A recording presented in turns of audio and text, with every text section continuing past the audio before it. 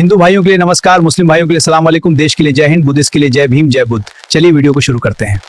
तो ज़रा सोच कर देखिए, अगर कोई ये कहे कि आज हम दो ऐसे इंसानों की तुलना करने वाले हैं जिनके बीच समय का फासला कोई 100-200 साल नहीं बल्कि पूरे 2500 साल का है, तो सबसे पहली प्रतिक्रिया क्या निकल कर आती है? यही कि मतलब ये तो सेब और लोहे की तुलना करने जैसी बात हो गई। हाँ। दोनों का आपस में कोई मेल ही नहीं है। हाँ, बिल्कुल। एक तरफ वो शख्सियत हैं जिन्होंने एक विशाल साम्राज्य का राजपाट, सुख सुविधाएं छोड़कर अध्यात्म का एक बेहद शांत मार्ग चुना, और दूसरी तरफ वो उग्र विचारक जिन्होंने पूरी दुनिया की आर्थिक और सामाजिक व्यवस्था को जड़ से उखाड़ फेंकने के लिए अर्थशास्त्र के ऐसे सिद्धांत रचे जिसने आधी दुनिया में क्रांतियों की आग लगा दी। सुनने में ये दोनों उत्तर और दक्षिण ध्रुव जितने अलग लगते हैं।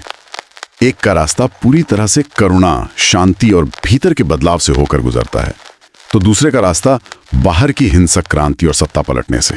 कुछ सही कहा, लेकिन हमारी आज की इस गहन चर्चा का विषय एकदम यही है।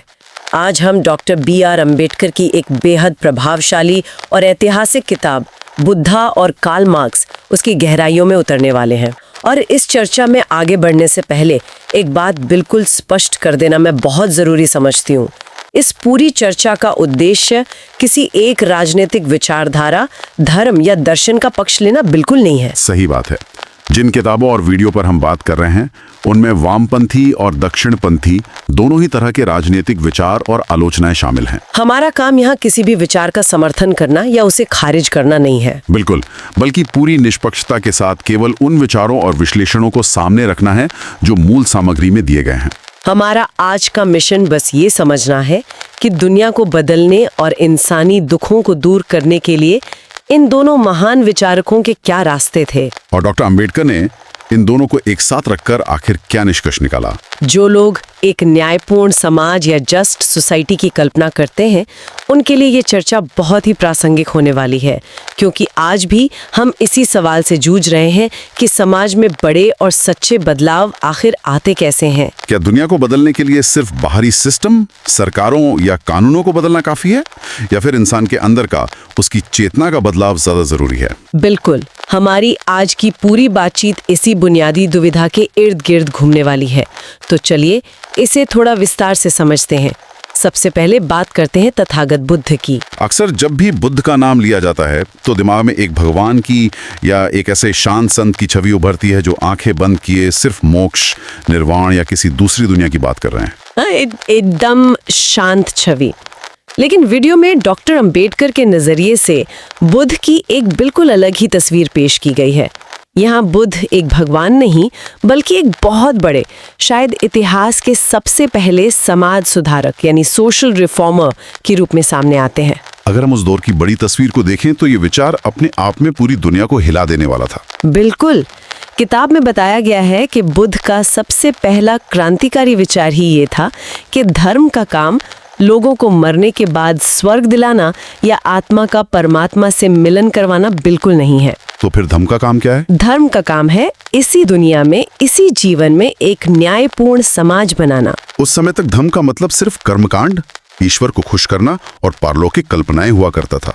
बुद्ध ने धर्म को आसमान से निकालकर सीधा ठोस जमीन पर खड़ा कर दिया। उन्होंने स्पष्ट कर दिया कि ईश्वर और आत्मा जैसी धारणाएं धर्म का केंद्र नहीं हो सकती। उनके अनुसार धर्म का सच्चा और एकमात्र केंद्र मनुष्य है और मनुष्यों के बीच आपसी व्यवहार यानी नैतिकता है। और आपकी पहचान, आपका मूल्य इस बात से तय नहीं होता कि आपका जन्म किस कुल या जाति में हुआ है। हाँ, आपकी पहचान सिर्फ और सिर्फ आपके कर्म यानी आपके एक्शन से तय होती है। जन्म से कोई इंसान छोटा या बड़ा नहीं होता। इंसान के कर्म उसे महान या नीच बनाते हैं। और गहराई से देखें तो यही वो बात है जो उनके समानता के सिद्धांत की सबसे मजबूत नींव रखती है। और दिलचस्प बात यह है कि अहिंसा को लेकर भी उनका विचार बहुत ही अलग और गहरा था। आमतौर पर अहिंसा का मतलब समझा जाता है कि किसी पर हाथ न उठाना या किसी को शारीरिक चोट न पहुंचाना। लेकिन डॉक्टर अंबेडकर ने स्पष्ट किया है कि बुद्ध के लिए ये बहुत ही सतही बात थी। हाँ, उनकी नज़र में असली अहिंसा का मतलब है अपने मन के भीतर पल रही नफरत को जड़ से मिटा देना, किसी का बुरा ना सोचना, किसी के प्रति ईर्ष्या ना रखना। यानी बुद्ध का सीधा सा संदेश था कि अगर समाज को बदलना है तो शुरुआत खुद से करनी होगी। पहले खुद को बदलो, अपनी नैतिकता को मजबूत करो, तो समाज रूपी ढांचा अपने आप बदल जाएगा। ये तो हो गया अंदर से बाहर बदलने वाला विचार। लेकिन मार्क्स तो बिल्कुल इसके उलट सोचते थे, है ना? उनका पूरा फोकस तो बाहरी सिस्टम को तोड़ने पर था। बिल्कुल सही। मार्क्स का नजरिया पूरी तरह से भौतिकवादी था। वो मानते थे कि सिर्फ खुद को अंदर से बदलने या अच्छी अच्छी बातें सोचने से समाज का ढांचा नहीं बदलने वाला। मार्क्स के दर्शन की सबसे बुनियादी सोच ही यही थी कि दार्शनिकों ने अब तक बैठकर सिर्फ दुनिया की व्याख्या की है, उसे समझने की कोशिश की है। लेकिन असल काम दुनिया को समझना नहीं, बल्कि उसे बदलना है। मार्क्स के लिए महान विचार, धर्म या राजाओं की नीतियां इतिहास को नहीं चलाती। इतिहास को चलाने वाली इकलौती और सबसे बड़ी ताकत है आर्थिक शक्ति, यानी पैसा, संपत्ति और उत्पादन के साधन, जैसे जमीनें, खदानें और फैक्ट्रियां। जिसके पास ये संसाधन है, उसी के पास असली ताकत है। और यहीं पर बात सच में बहुत दिलचस्प हो जाती है। मार्क्स ने इतिहास और समाज को हमेशा से दो अलग अलग और विरोधी वर्गों में बटा हुआ देखा। एक वो वर्ग जिसके पास संपत्ति और उत्पादन के साधन है, यानी मालिक वर्ग, और दूसरा वो वर्ग जिसके पास अपनी मेहनत के अलावा कुछ नहीं है, यानी मजदूर वर्ग। इन दोनों के बीच हमेशा एक गहरा टकराव रहता है, जिसे मार्क्स वर्ग संघर्ष या क्लास स्ट्रगल कहते हैं। उनका मानना था कि मालिक वर्ग हमेशा मजदूर का शोषण करता है। इस शोषण को किताब में सरप्लस वैल्यू या अतिरिक्त मूल्य के सिद्धांत से बहुत ही आसानी से समझाया गया है। ये इतना सीधा गणित है कि कोई भी आम इंसान इसे समझ सकता है। मैं एक उदाहरण देती हूँ जो वीडियो में भी बहुत अच्छे से सामने रखा गया है। जूतों वाला उदाहरण। हाँ, वो बहुत सटीक है। मान लीजिए एक मजदूर दिन भर एक फैक्ट्री में पसीना बहाता है और 1000 रुपए के जूते बनाता है, लेकिन शाम को जब वो घर जाता है तो मालिक उसे मजदूरी के रूप में सिर्फ 200 रुपए पकड़ा देता है। तो अब सीधा सा सवाल ये है कि बाकी के 800 रुपए आखिर गए कहाँ? वही तो, वो 800 रुपए मालिक बिना कोई शारीरिक मेहनत किए सिर्फ इसलिए अपनी जेब में रख लेता है क्योंकि वो उस फैक्ट्री का मालिक है। इसे वो अपना मुनाफा कहता है। लेकिन मार्क्स कहते हैं कि ये कोई मुनाफा या साधारण व्यापार नहीं है, ये सीधे सीधे मजदूर की मेहनत की चोरी है। ये उसका दिन दहाड़े होने वाला शोषण है। और ये उदाहरण एक बहुत ही गंभीर सवाल खड़ा करता है कि आखिर इस सदियों पुराने शोषण का अंत कैसे हो। मार्क्स का जवाब बहुत साफ था। वो कहते हैं कि समस्या मजदूर की कम सैलरी नहीं है जिसे थोड़ा बढ़ाकर सुलझा लिया जाए। तो असली समस्या क्या है? असली समस्या है निजी संपत्ति, यानी प्राइवेट प्रॉपर्टी का वजूद में होना। जब तक फैक्ट्री, जमीन या उत्पादन के साधन किसी एक व्यक्ति की निजी संपत्ति रहेंगे, ये शोषण वाला चक्र कभी खत्म नहीं होगा। इसलिए मार्क्स का अंतिम समाधान ये था कि इस निजी संपत्ति के कॉन्सेप्ट को ही पूरी तरह खत्म कर दिया जाए। सब कुछ समाज या राज्य का हो। लेकिन मार्क्स कोई ख्याली पुलाव में ही पका रहे थे। वो ये बहुत अच्छी तरह जानते थे कि मालिक वर्ग आसानी से अपनी तिजोरियां और संपत्ति नहीं छोड़ेगा। प्यार से मांगने पर कोई अपनी ताकत नहीं देता। इसलिए उन्होंने एक हिंसक क्रांति की वकालत की। उन्होंने कहा कि मजदूरों को एकजुट होकर हथियार उठाने होंगे और सत्ता छीननी होगी। और क्रांति के तुरंत बाद क्या होगा? मजदूरों को एक सर्वहारा वर्ग की तानाशाही, यानी डिक्टेटरशिप ऑफ द प्रोलेटेरिएट लानी होगी। एक मिनट। तानाशाही मतलब डिक्टेटरशिप, ये शब्द तो बहुत ही नकारात्मक लगता है। जो विचारक मजदूरों को आजाद कराना चाहता था, वो एक तानाशाही की वकालत क्यों कर रहा था? ये थोड़ा विरोधाभासी नहीं लगता? ये एक बहुत ही लाजमी सवाल है। दरअसल मार्क्स का तर्क ये था कि जब मजदूर क्रांति करके सत्ता छीनेंगे तो जो पुराना अमीर और शोषक वर्ग है वो चुप नहीं बैठेगा। वो सत्ता वापस पाने के लिए हर तरह की साजिश और पलटवार करेगा। बिल्कुल। इसलिए उस पुराने वर्ग को पूरी तरह कुचलने और नई व्यवस्था को सुरक्षित रखने के लिए मजदूरों को एक कठोर तानाशाही की जरूरत पड़ेगी। राज्य के पास असीमित अधिकार होंगे ताकि वह निजी संपत्ति को जबरदन खत्म कर सके और एक ऐसा समाज बना सके जहां कोई वर्ग न हो, एक क्लासलेस सोसाइटी। तो मार्क्स का मानना था कि जब शोषण करने वाला कोई वर्ग ही नहीं बचेगा तो धीरे धीरे इस तानाशाही वाले राज्य की भी जरूरत खत्म हो जाएगी और वो खुद ब खुद मुरझा जाएगा। जी हाँ। तो अब हमारे सामने दो बिल्कुल अलग बल्कि एक दूसरे के धुर विरोधी तस्वीरें हैं। एक तरफ बुद्ध का रास्ता है करुणा, आत्म सुधार और नैतिकता का मार्ग, और दूसरी तरफ मार्क्स का रास्ता है आर्थिक, हिंसक क्रांति और एक कठोर तानाशाही का मार्ग। ऐसा लगता है कि हम एक संत और एक विद्रोही सेनापति की बात कर रहे हैं। लेकिन इस पूरे विश्लेषण का सबसे बड़ा आहा मोमेंट वो है जहां डॉक्टर अंबेडकर एक ऐसी चौंकाने वाली समानता उजागर करते हैं जो इन दोनों को आपस में जोड़ती है। कि दोनों इस दुख और शोषण की जड़ को भी लगभग एक ही जगह देखते थे। आमतौर पर जब हम बौद्ध दर्शन की बात करते हैं तो यही सोचते हैं कि बुद्ध के अनुसार इंसान के दुख का कारण सिर्फ उसके मन की इच्छाएं हैं, जिन्हें पाली भाषा में तन्हा कहा जाता है। लेकिन डॉक्टर अंबेडकर ने किताब में बुद्ध और एक परिव्राजक यानी घूमते हुए सन्यासी पुटपाद के बीच हुए एक बहुत ही गहरे संवाद का जिक्र किया है, जो इस पूरी धारणा को बदल देता है। ये हिस्सा सच में बहुत दिलचस्प है। जब पुटपाद ने बुद्ध से मुलाकात की तो उसने बहुत ही भारी भरकम दार्शनिक सवाल पूछे, जैसे कि क्या आत्मा और शरीर एक ही चीज है? दुनिया हमेशा रहने वाली है या खत्म हो जाएगी? मृत्यु के बाद तथागत क्या होता है? बुद्ध ने इन सारे सवालों का जवाब देने से साफ इनकार कर दिया।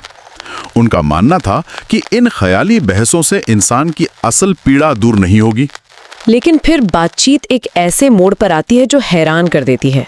जब बुद्ध से पूछा गया कि इंसान की लालसा यानी तन्हा का मूल कारण आखिर है क्या, इंसान इतना परेशान क्यों है, तो बुद्ध का जो जवाब था वो किसी भी आधुनिक कम्युनिस्ट या सामाजिक क्रांतिकारी को चौंका सकता है। बुद्ध ने बहुत ही स्पष्ट शब्दों में कहा कि लालसा और दुख का सबसे बड़ा कारण है मालकी। मालकी यानी स्वामित्व, ओनरशिप या प्राइवेट प्रॉपर्टी। और ये वो पल है जो इस पूरे तुलनात्मक विश्लेषण को एक नए स्तर पर ले जाता है। बुद्ध और मार्क्स जो समय और तरीके में इतने अलग हैं, वो यहाँ बिल्कुल एक ही बिंदु पर खड़े नजर आते हैं। मार्क्स निजी संपत्ति को इंसान के आर्थिक और शारीरिक शोषण की जड़ मानते हैं और बुद्ध उसी निजी संपत्ति या मेरेपन के भाव को इंसान के मानसिक और सामाजिक दुख की सबसे गहरी जड़ मानते हैं। और बुद्ध का सीधा सा तर्क था कि जब तक समाज में या इंसान के मन में ये मेरा है और ये तेरा है का भाव रहेगा, तब तक ना तो लालच खत्म होगा, ना शोषण रुकेगा और ना ही समाज में कभी सच्ची शांति आ पाएगी। और सबसे बड़ी बात यह है कि बुद्ध ने इस विचार को सिर्फ हवाई दर्शन बनाकर नहीं छोड़ दिया, उन्होंने इसे जमीन पर उतारने के लिए एक बहुत बड़ा व्यवहारिक प्रयोग भी करके दिखाया, भिक्षु संघ के रूप में। भिक्षु संघ यानी उन सन्यासियों का समूह जो बुद्ध के मार्ग पर चलते थे। संघ के नियम इतने कड़े थे कि कोई भी भिक्षु किसी भी तरह की निजी संपत्ति नहीं रख सकता था। नियमों के अनुसार एक भिक्षु को केवल 8 बुनियादी चीजें रखने की अनुमति थी। सिर्फ 8 चीजें, उससे एक भी ज्यादा नहीं। हाँ, पहनने के लिए 3 वस्त्र, 1 कमरबंद, भिक्षा मांगने के लिए 1 पात्र, बाल मुंडाने के लिए 1 उस्तरा, फटे कपड़े सिलने के लिए सुई और धागा और पानी छानने के लिए 1 कपड़ा, बस। इसके अलावा दुनिया की कोई भी चीज उनकी निजी नहीं हो सकती थी। कोई बैंक बैलेंस नहीं, सोने चांदी के जेवर नहीं, कोई जमीन नहीं। इस संघ के नियमों को देखते हुए डॉक्टर अंबेडकर एक बहुत ही तीखी टिप्पणी करते हैं। वो कहते हैं कि बुद्ध के भिक्षु संघ के ये नियम सोवियत रूस में स्थापित लेनिन या स्टालिन के साम्यवाद से भी कहीं ज्यादा कठोर थे। एक मिनट, लेनिन या स्टालिन के रूस से भी ज्यादा सख्त? ये थोड़ी अतिशयोक्ति नहीं लग रही? मतलब एक आध्यात्मिक संघ की तुलना एक कम्युनिस्ट तानाशाही से कैसे हो सकती है? वहां तो राज्य का पूरा नियंत्रण था। यही तो सबसे बड़ा फर्क और समझने वाली बात है। रूस के कम्युनिस्ट सिस्टम में भले ही बड़ी फैक्ट्रियां और जमीनें राज्य की थीं, लेकिन नागरिकों को फिर भी अपनी थोड़ी बहुत निजी संपत्ति रखने का अधिकार था, जैसे अपने कपड़े, घर का सामान या कुछ व्यक्तिगत चीजें। अच्छा, लेकिन बुद्ध के भिक्षु संघ में वो अधिकार भी नहीं था, वहां सब कुछ सामूहिक था। बिल्कुल, लेकिन जो बात भिक्षु संघ को रूस के साम्यवाद से पूरी तरह अलग करती है वो ये है कि बुद्ध का ये प्रयोग पूरी तरह से स्वेच्छा यानी अपनी मर्जी पर आधारित था। संघ में शामिल होने के लिए किसी पर कोई बंदूक नहीं तानी गई थी, कोई तानाशाही या बल प्रयोग नहीं था। लोग अपनी मर्जी से अपने मन के भीतर उठे वैराग्य के कारण इस अत्यधिक कठोर जीवन शैली को चुन रहे थे। तो इस सब का असल में क्या निष्कर्ष निकलता है? अगर दोनों ने बीमारी एक जैसी पहचानी यानी निजी संपत्ति और लालच, और दोनों की मंजिल भी एक ही थी यानी शोषण मुक्त समाज, तो फिर उनके रास्तों में इतना बड़ा टकराव क्यों था? अब हम इस चर्चा के उस हिस्से की तरफ बढ़ते हैं जहां इन रास्तों और साधनों का बहुत ही गहराई से विश्लेषण किया गया है। इसे हम क्रांति बनाम हृदय परिवर्तन कह सकते हैं। जैसा कि हमने पहले देखा, मार्क्स का रास्ता पूरी तरह से बाहर से अंदर की तरफ था। उनका मानना था कि पहले बाहरी व्यवस्था बदलो, सत्ता हथिया लो। इसके लिए अगर भारी हिंसा करनी पड़े, खून खराबा हो और तानाशाही का सहारा लेना पड़े तो वो भी जायज है। उनके दर्शन में साधन या तरीके मायने नहीं रखते थे, सिर्फ और सिर्फ मंजिल मायने रखती थी। मार्क्सवादियों का सीधा सा तर्क था कि दुनिया का अमीर और शोषक वर्ग कभी भी बातों से या हृदय परिवर्तन से अपनी सत्ता और संपत्ति नहीं छोड़ेगा। इसलिए हथियार उठाना और बल प्रयोग करना एक मजबूरी भी है और जरूरत भी। लेकिन बुद्ध का रास्ता ठीक इसके उलट था। उनका रास्ता अंदर से बाहर की तरफ काम करता था। वो तलवार या बंदूक की बात नहीं करते थे। उनका साधन था अष्टांगिक मार्ग और पंचशील। ये किसी तानाशाह का ऊपर से थोपा गया आदेश नहीं था, बल्कि व्यक्ति के अपने विवेक, उसकी चेतना और नैतिकता को जगाने की एक धीमी लेकिन पक्की प्रक्रिया थी। बुद्ध का मानना था कि जब इंसान अंदर से बदलेगा, जब उसका लालच खत्म होगा, तो समाज की बाहरी व्यवस्था अपने आप बदल जाएगी। ये अष्टांगिक मार्ग और पंचशील सुनने में बहुत ही भारी दार्शनिक शब्द लगते हैं। अगर हम इन्हें आम जिंदगी या आज के समाज के हिसाब से समझें तो ये व्यवहारिक रूप से क्या हैं? क्या यह कोई धार्मिक कर्मकांड है? बिल्कुल नहीं। डॉक्टर आम्बेडकर समझाते हैं कि पंचशील को एक तरह का नैतिक संविधान माना जा सकता है, जैसे झूठ न बोलना, चोरी न करना, नशा न करना, व्यभिचार न करना और हिंसा न करना। ये कोई भगवान को खुश करने के नियम नहीं है। ये एक अच्छे और सभ्य समाज को चलाने के लिए इंसान के खुद पर लगाए गए नियम हैं। बुद्ध कह रहे थे कि अगर समाज का हर व्यक्ति इन नैतिक नियमों को अपने भीतर उतार ले, तो फिर किसी बाहरी पुलिस, अदालत या तानाशाह की जरूरत ही क्या रह जाएगी। लेकिन यहीं पर एक बहुत बड़ा और व्यावहारिक सवाल खड़ा होता है। मैं सोच रहा था कि क्या बुद्ध पूरी तरह से हर तरह के बल प्रयोग के खिलाफ थे? क्या अन्याय को चुपचाप सह लेना या कोई आपको मार रहा हो तो बस हाथ बांधकर खड़े रहना ही उनकी अहिंसा थी? अगर ऐसा है तो ये तो बहुत ही अव्यावहारिक लगता है। किताब और वीडियो में इस दुविधा को सुलझाने के लिए प्राचीन वैशाली के एक सेनापति का बहुत ही सटीक और शानदार उदाहरण दिया गया है। उस सेनापति ने सीधे जाकर बुद्ध से एक बहुत ही तीखा सवाल पूछ लिया था। उसने कहा, तथागत, अगर कोई डाकू समाज में आतंक फैला रहा है, लोगों को लूट रहा है, तो क्या उसे पकड़कर सजा देना एक राजा या सेनापति का कर्तव्य नहीं है? और अगर मैं उसे सजा देता हूँ तो क्या मैं हिंसा का पापी कहलाऊंगा? बुद्ध का जो जवाब था वो ये पूरी तरह स्पष्ट कर देता है कि वो किसी चरम या अंधी अहिंसा के पक्षधर नहीं थे, जहां हर हाल में बल प्रयोग को पाप मान लिया जाए। बुद्ध ने उस सेनापति को समझाया कि अन्याय को रोकने, समाज की रक्षा करने और न्याय की स्थापना करने के लिए बल का प्रयोग करना हिंसा नहीं है, बल्कि ये तो न्याय की स्थापना है। यहाँ जो बात सबसे ज्यादा मायने रखती है वो है आपकी नियत या आपका इंटेंट। अगर आप अपने निजी स्वार्थ, नफरत या बदले की भावना से किसी को चोट पहुंचाते हैं तो वो पक्के तौर पर हिंसा है। लेकिन अगर आप समाज की व्यवस्था और न्याय को कायम रखने के लिए सारे शांतिपूर्ण रास्ते बंद होने के बाद एक अंतिम विकल्प के रूप में बल का प्रयोग करते हैं तो वो न्याय है। अगर हम तुलना करें तो मार्क्सवाद में हिंसा एक अनिवार्य और पहला कदम है, जबकि बुद्ध के दर्शन में बल प्रयोग सिर्फ न्याय के लिए उठाया गया एक अंतिम और मजबूरी का कदम है। ये सच में एक बहुत बड़ा और गहरा अंतर है। और दूसरा सबसे बड़ा अंतर तानाशाही और लोकतंत्र को लेकर है। जैसा कि हमने चर्चा की, मार्क्स क्रांति के बाद सर्वहारा वर्ग की तानाशाही स्थापित करना चाहते थे। उनका और इनके समर्थकों का मानना था कि समाजवाद या साम्यवाद का आना अनिवार्य है। ये इतिहास का एक ऐसा नियम है जिसे कोई रोक नहीं सकता। लेकिन डॉक्टर अंबेडकर ने इस तथाकथित अनिवार्यता पर एक बहुत बड़ा ऐतिहासिक सवाल खड़ा किया।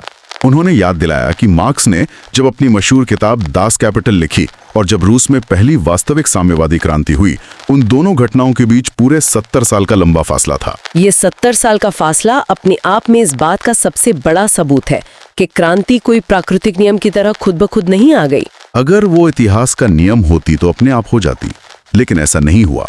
उस क्रांति को लाने के लिए लेनिन और उनके साथियों को रूस में भयानक खून खराबा करना पड़ा। लाखों लोगों की जान गई और एक जबरदस्त तानाशाही थोपनी पड़ी। और यहाँ एक बहुत बड़ा मनोवैज्ञानिक सवाल उठता है, जो बदलाव इतनी भयानक हिंसा, डर और तानाशाही से लाया जाए, क्या वो बदलाव कभी स्थायी हो सकता? इसी के ठीक विपरीत डॉक्टर अंबेडकर बुद्ध के भिक्षु संघ की लोकतांत्रिक प्रकृति पर बहुत जोर देते हैं। बुद्ध ने इतने बड़े संघ की स्थापना की, लेकिन कभी उसमें तानाशाही नहीं चलाई। वहाँ सारे फैसले खुली बहस से होते थे और अगर असहमति होती थी तो वोटिंग के जरिए बहुमत से फैसले लिए जाते थे। सबसे बड़ी बात यह है कि बुद्ध ने अपनी मृत्यु से पहले किसी को अपना उत्तराधिकारी घोषित नहीं किया। उन्होंने अपने शिष्यों से कहा, अप्प दीपो भव, यानी अपना दीपक स्वयं बनो।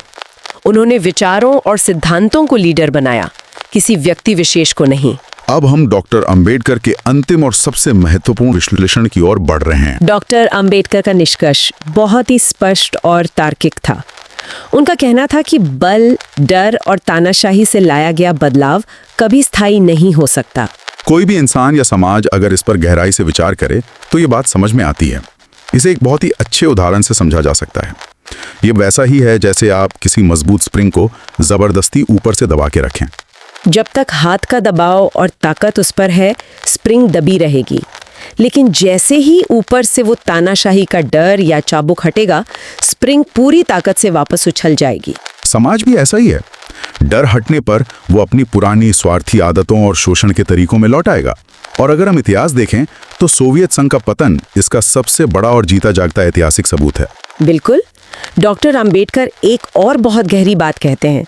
इंसान सिर्फ एक ऐसा प्राणी नहीं है जिसे केवल 2 वक्त की रोटी चाहिए। उसकी कुछ मानसिक, नैतिक और आध्यात्मिक जरूरतें भी होती हैं। यहाँ वह फ्रांसीसी क्रांति के 3 महान और विश्वव्यापी आदर्शों को सामने लाते हैं।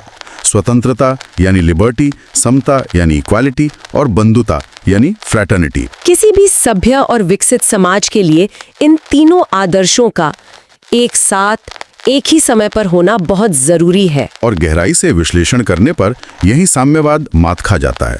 साम्यवाद आर्थिक समता यानी पैसे और संसाधनों की बराबरी तो दे सकता है, लेकिन ऐसा करने के लिए वह राज्य की तानाशाही के जरिए व्यक्तिगत स्वतंत्रता पूरी तरह से छीन लेता है। अपनी मर्जी से कुछ बोल नहीं सकते, चुन नहीं सकते।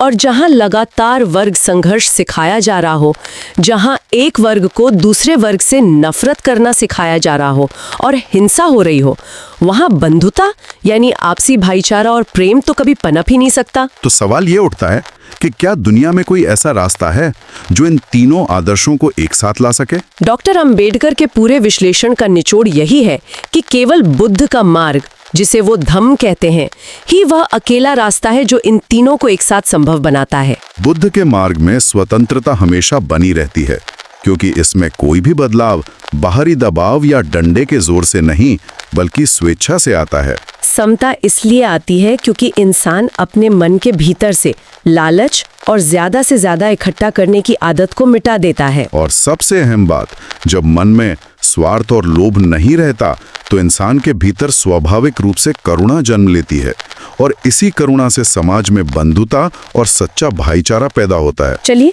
तो अब इस पूरी गहन चर्चा को समेटते हैं। डॉक्टर अंबेडकर के बेहतरीन विश्लेषण के अनुसार कार्ल मार्क्स ने समाज की बीमारी यानी आर्थिक शोषण और निजी संपत्ति से होने वाले नुकसान को बिल्कुल सही पहचाना था। उनकी डायग्नोसिस बिल्कुल सटीक थी, लेकिन उस बीमारी का जो इलाज उन्होंने सुझाया वो बहुत हिंसक, थोपा हुआ और अंततः अस्थायी था। ये कुछ ऐसा है कि कोई भी इंसान हथौड़े से वार करके जंजीरें तो तोड़ सकता है, लेकिन इस हिंसक प्रक्रिया में अक्सर इंसान की आत्मा और उसकी आज़ादी भी टूट जाती है। इसके विपरीत बुद्ध का धम्म वो सही चाबी है जो बिना ताला तोड़े, बिना कोई नुकसान पहुंचाए इंसान को उन जंजीरों से आज़ाद करती है। मार्क्स का इलाज त्वरित जरूर लगता है, लेकिन बुद्ध का इलाज अधिक मानवीय, गहरा और सबसे बड़ी बात स्थायी था। जो लोग आज हमें सुन रहे हैं उनके लिए ये सिर्फ इतिहास की बात नहीं है, बल्कि आज के लिए एक बहुत ही प्रासंगिक विचार है। आज की इस बेहद तेज रफ्तार दुनिया में जहां हर किसी को इंस्टेंट रिजल्ट्स चाहिए, हम अक्सर सामाजिक और राजनीतिक समस्याओं के त्वरित लेकिन हिंसक या बहुत ही कड़े समाधान ढूंढने लगते हैं। हमें लगता है कि कोई कठोर कानून बना देने से समाज रातों रात सुधर जाएगा। लेकिन क्या गहरे और स्थायी सामाजिक बदलावों के लिए बुद्ध का वो धीमा लेकिन इंसान के भीतर से शुरू होने वाला आंतरिक मार्ग आज व्यावहारिक है? यह हम हमेशा बाहरी कानूनों, पुलिस और व्यवस्थाओं के भरोसे ही बैठे रहेंगे? ये आज के समय में सोचने का एक बहुत ही महत्वपूर्ण विषय है। बिल्कुल सही कहा। और इसी विचार को आगे बढ़ाते हुए इस चर्चा के अंत में हम एक अंतिम और विचारोत्तेजक सवाल छोड़ना चाहते हैं। हमने इस पूरे विश्लेषण में देखा कि बाहरी कानूनों और डर से इंसान का मूल स्वभाव कभी नहीं बदलता, और सच्चा स्थायी बदलाव बुद्ध के धम्म यानी आंतरिक नैतिकता से ही आता है। तो आज का सवाल ये है, अगर बाहरी डर से कुछ नहीं बदलता तो क्या हमारी आधुनिक लोकतांत्रिक सरकारों और आज की सेक्युलर शिक्षा प्रणालियों के लिए मुमकिन है कि वे बिना किसी भी धार्मिक रंग या पूजा पाठ के इस आंतरिक नैतिकता या मॉरल कंपास को हमारी शिक्षा का सबसे अनिवार्य हिस्सा बना सकें? क्या भविष्य का सच्चा और सफल लोकतंत्र केवल संसदों, अदालतों और पुलिस थानों से नहीं बल्कि इंसानी मन की गहराइयों से चलाया जाएगा? इस सवाल पर विचार जरूर कीजिएगा। हमारी आज की इस गहन चर्चा में शामिल होने के लिए बहुत बहुत धन्यवाद।